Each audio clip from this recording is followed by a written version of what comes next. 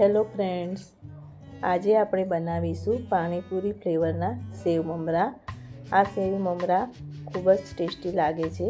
એના માટે સૌથી પહેલાં આપણે એક કડાઈમાં ધીમી આંચે મમરાને શેકી લઈશું. કેમ કે મમરા અત્યારે વરસાદની સિઝન છે તો હવાઈ જાય, એના માટે આપણે એને થોડા શેકવા જરૂરી છે. એટલે આપણે એને સરસ રીતે શેકી લઈશું.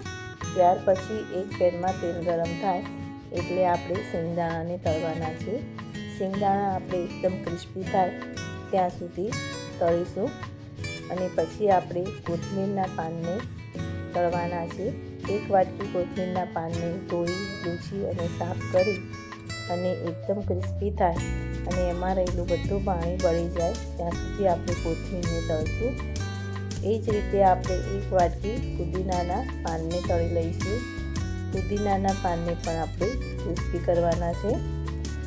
ત્યાર પછી આપણે 4 થી 5 ડાળખી જેટલા મીઠા લીમડાના પાન લઈશું. મીઠા લીમડાના પાનને પણ સરસ રીતે આપણે તળી લઈશું. અને છેલ્લે આપણે 4 થી 5 નંગ જેટલા લીલા મરચાં લઈશું અને એને પણ સારી રીતે તળી લઈશું. હવે આપણે આ બધી તળેલી વસ્તુની ફાઇન પેસ્ટ બનાવી દઈશું. આ રીતે આપણે એની સરસ પેસ્ટ કરવાની છે. ત્યાર પછી મસાલો બનાવશું.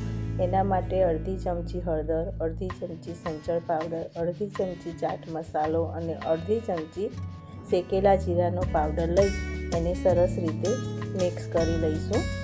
તમે ચાટ મસાલાની જગ્યાએ જલજીરા પાવડર પણ લઈ શકો છો અને લીંબુના ફૂલ પણ અંદર ઉમેરી શકો છો, પણ મેં અત્યારે લીંબુના ફૂલ નથી લેતા. આ મસાલો તૈયાર થઈ ગયા પછી આપણે એક વઘારિયામાં તેલ લઈશું. તેલ સરસ ગરમ થઈ જાય એટલે અંદર ચપટી હિંગ ઉમેરીશું અને ત્યાર પછી આપણે જે પેસ્ટ બનાવી છે એ ઉમેરીશું અને પેસ્ટને થોડી સાંતળી લઈશું. એટલે અંદર થોડો ઘણો જો પાણીનો ભાગ હશે તો તે પણ બળી જશે અને આપણા મમરા ખવાઈ નહીં જાય. પછી એને આપણે મમરા ઉપર રેડી દઈશું અને તૈયાર કરેલો બધો મસાલો આપણે ઉપર ભભરાવી દઈશું. અને પછી આ રીતે સરસ હળવા હાથે બધા મમરાને હલાવી લઈશું. એટલે બધા મમરા ઉપર મસાલો સરસ રીતે ચડી જાય. પછી આપણે જે શેંગદાણા તળ્યા છે એ ઉમેરીશું અને ઝીણી સેવ ઉમેરીશું અને ફરીથી આપણે એક વખત સરસ રીતે હલાવી લઈશું. તો તૈયાર છે આપણા પાણીપુરી ફ્લેવરના સેવ મમરા. સાદા મમરા તો તમે બહુ જ વઘાર્યા હશે, પણ હવે એક વખત આ પાણીપુરી ફ્લેવરના સેવ મમરા બનાવજો, બહુ સરસ લાગશે. Thank you.